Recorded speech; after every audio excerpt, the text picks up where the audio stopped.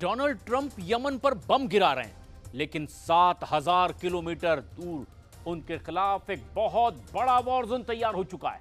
Trump को challenge किया जा रहा है कि हिम्मत है तो यहां बमबारी करके दिखाओ। और यह ऐसी वार्निंग है जिसमें कोई गलती हुई तो वर्ल्ड वॉर रोकना बहुत मुश्किल हो जाएगा।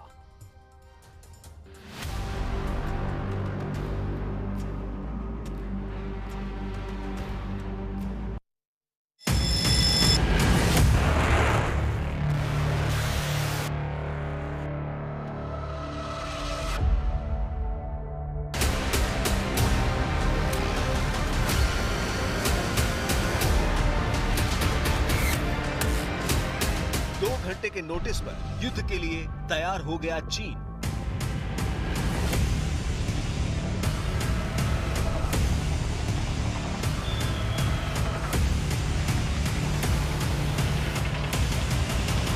दो घंटे के नोटिस पर हमले के लिए निकल गए चीन के जंगी जहाज।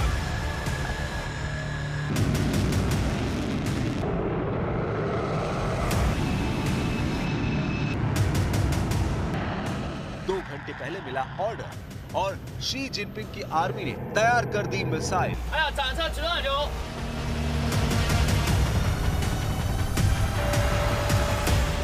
फिर वो वीडियो रिलीज किया गया जिसमें मिसाइल अनलॉक की गई। चीन कहां हमला करने वाला है ये सिर्फ शी जिनपिंग जानते हैं।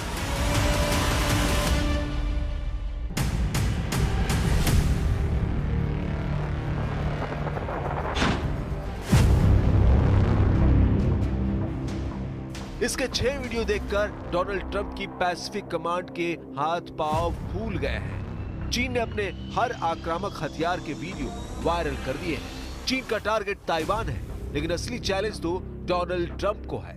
दूसरी बार अमेरिका की गद्दी संभालने वाले डोनाल्ड ट्रंप के पास भी ये वीडियो भेजे गए हैं। कोई शक नहीं कि अब ट्रंप को भी एहसास हो गया है कि टैरिफ वॉर वाला बिगुल बजाकर उन्होंने बहुत बड़ी गलती कर दी है। चीन की आर्मी रातों रात अपने बंकर में से निकली और ऐसे एक्टिव हुई। मिसाइलों से भरे ट्रक ताइवान की तरफ वाले समुद्री किनारों को कूच करने लगे। चीन के विमान भी मिसाइल से लैस हुए और बड़े बड़े बम वर्षकों के साथ फाइटर जेट भी कुछ ही मिनटों में आसमान में पहुंच गए। इनमें J-16 से लेकर J-10 जैसे लड़ाकू विमान शामिल हुए।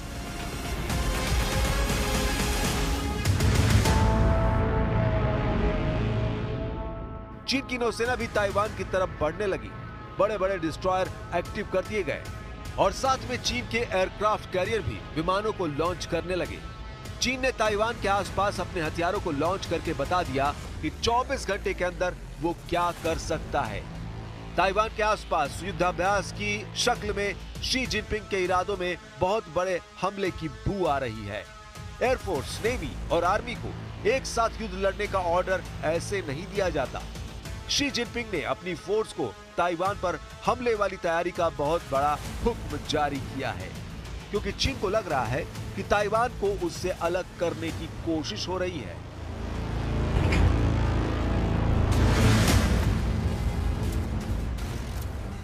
台独挑衅一日不止，反独惩戒一刻不停。我们绝不允许任何人、任何势力以任何方式将台湾从中国分裂出去。 आखिर चीन क्या करने जा रहा है? क्यों चीन के हथियार आसमान में भी एक्टिव हुए? क्यों चीन के जंगी जहाज समुद्र में उतार दिए गए? और क्यों चीन की आर्मी अचानक ऐसे युद्ध के लिए तैयार कर दी गई जिसमें अमेरिका से टकराव तय है? शी जिनपिंग को हाल में इतना आक्रामक होते हुए पहली बार देखा गया है। ताइवान को लेकर चीन में एक अलर्ट ने पूरी शी जिनपिंग सरकार में पैनिक मचा दिया है। चीन इसे अभी युद्धाभ्यास बता रहा है, लेकिन उसका दावा है कि अगर ताइवान को लेकर अमेरिका या किसी भी देश ने उसके मामले में दखल दिया तो अंजाम युद्ध से भी खतरनाक होगा। 只要台独分裂势力挑衅一次，解放军就进取一步。台独分裂势力与外部势力勾连的越紧，我们封锁台岛的锁链就会拉得越紧。 ताइवान को फौरन खतरा महसूस हुआ उसने अपने आसपास समंदर में चाइनीज नेवी के 19 जहाज ट्रैक किए। ताइवान को एहसास हो गया कि चीन में बहुत बड़े हमले की रिहर्सल नहीं बल्कि प्रैक्टिकल वाला ऑर्डर जारी हुआ है। क्या डोनाल्ड ट्रंप और शी जिनपिंग सबसे बड़े टकराव की तरफ बढ़ रहे हैं? क्या अगले 24 घंटों में ताइवान बनेगा यूक्रेन और गाजा के बाद सबसे बड़ा वॉर जोन? क्या अगले 24 घंटों में शुरू हो जाएगा चीन और अमेरिका का युद्ध? जब एक तरफ नेटो या कहें कि अमेरिका यूक्रेन में फंसा है, यमन पर बमबारी कर रहा है, ईरान के खिलाफ B-2 बम वर्षक भी डिएगो गार्सिया में तैनात कर दिए हैं, तब दुनिया में चौथा बड़ा मोर्चा ताइवान बनकर उभर रहा है। ये ट्रंप को फंसाने की कोशिश भी हो सकती है, क्योंकि चीन के खिलाफ अगर अमेरिका सक्रिय हुआ तो बाकी जगह उसकी फोर्स पर असर पड़ेगा। अमेरिका के बाकी मोर्चे कमजोर पड़ने लगेंगे। ये बात ट्रंप बहुत अच्छी तरह जानते हैं। ऐसे में अमेरिका को चुनना होगा कि उसका बड़ा मोर्चा कौन है, ताइवान या फिर ईरान। अमेरिका जानता है कि चीन लगातार मजबूत हो रहा है। उसकी अर्थव्यवस्था से लेकर उसकी मिलिट्री पावर अमेरिका को चैलेंज कर रही है। चीन की नौसेना में आज की तारीख में अमेरिका से ज्यादा जहाज हैं, जबकि उसकी फाइटर जेट वाली टेक्नोलॉजी अब अमेरिका को बराबर की टक्कर दे रही है। चीन को लेकर अमेरिका इस वक्त बहुत ज्यादा बेचैन है, इसमें कोई शक नहीं। ट्रंप पहले ही आर्थिक मोर्चे पर चीन को परेशान कर चुके हैं। चीन पर भारी भरकम टैरिफ लगाने के बाद अब अमेरिका और चीन में आमने सामने का टकराव शुरू हो गया है।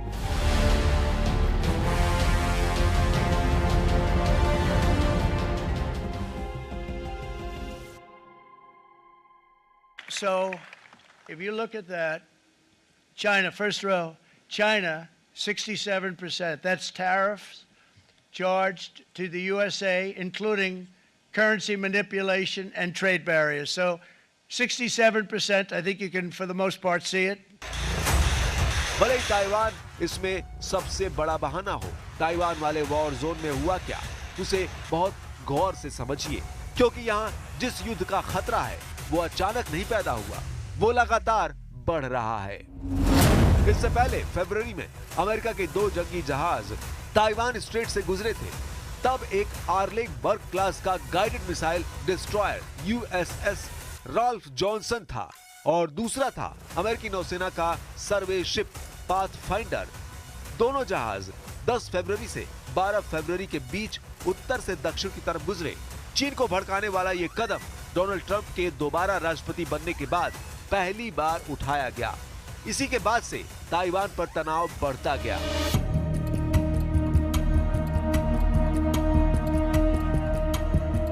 अमेरिका के वॉरशिप ताइवान स्ट्रेट से गुजरे हैं। यह करीब 180 किलोमीटर चौड़ा समुद्री गलियारा है, जिसके एक तरफ ताइवान है और दूसरी तरफ चीन। यहाँ अमेरिका के वॉरशिप गुजरने को चीन ने हमेशा बहुत ही धमकाने वाला कदम माना है। यहाँ पर चीन की नौसेना हमेशा एक्टिव रहती है और अमेरिका की तरफ से होने वाले किसी भी हरकत पर बराबर नजर रखती है, पेट्रोलिंग भी करती रहती है।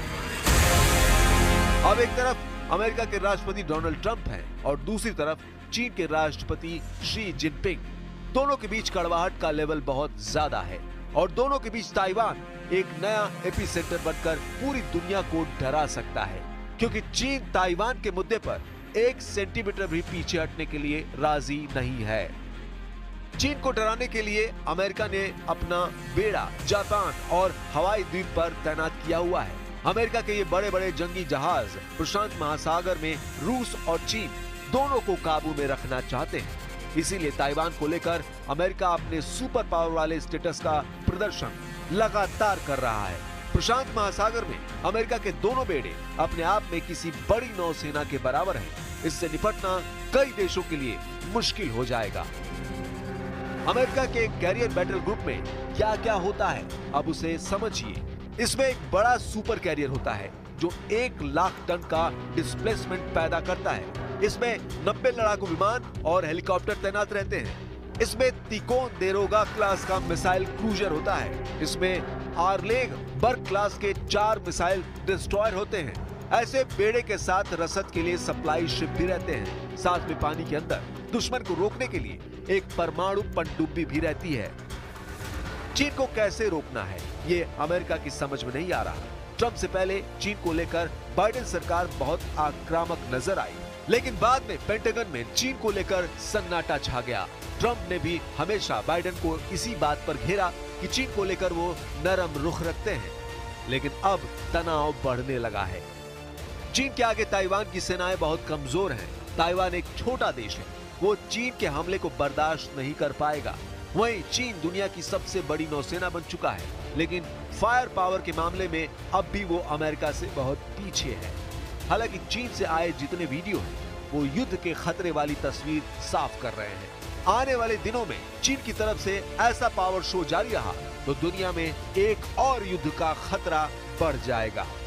首先，国军在经侦获中共的军事演习的情资及活动后，即派遣海空对应的兵力以及防空、制海、飞弹的战备部队实施应处。另外，国防部以及各部队所属单位即各成立了联合应变中心。 चीन को रोकने के लिए ताइवान का ये सीक्रेट मिलिट्री बेस भी बहुत एक्टिव है। यहाँ किसी भी मिशन के लिए तैयार है F-16 और मिराज 2000 दोनों फाइटर जेट एक्टिव कर दिए गए हैं। कंट्रोल रूम से टेक ऑफ का ऑर्डर मिलता है और आगे बढ़ जाता है ताइवान का ये बहुत ही खतरनाक लड़ाकू विमान। उड़ान की शुरुआत 2 मिराज 2000 से होती है। जेट इंजन की दहाड़ सुनिए। इस गड़गड़ाहट के साथ दोनों मिराज टेक ऑफ करते हैं, क्योंकि कंट्रोल रूम से ऑर्डर आया है कि ताइवान के एयर स्पेस से दुश्मन दाखिल हो रहा है। ताइवान इस वक्त बहुत ज्यादा तनाव में है। उसकी पूरी सेना इस वक्त युद्ध वाले मोड में है। ताइवान में इस वक्त यही चर्चा है कि चीन कोई बड़ी साजिश रच रहा है, लेकिन अब तक चीन के प्लान के बारे में किसी को कुछ नहीं मालूम। हाँ, चीन के जंगी जहाज और उसके लड़ाकू विमान ताइवान के आसपास जरूर मंडरा रहे हैं।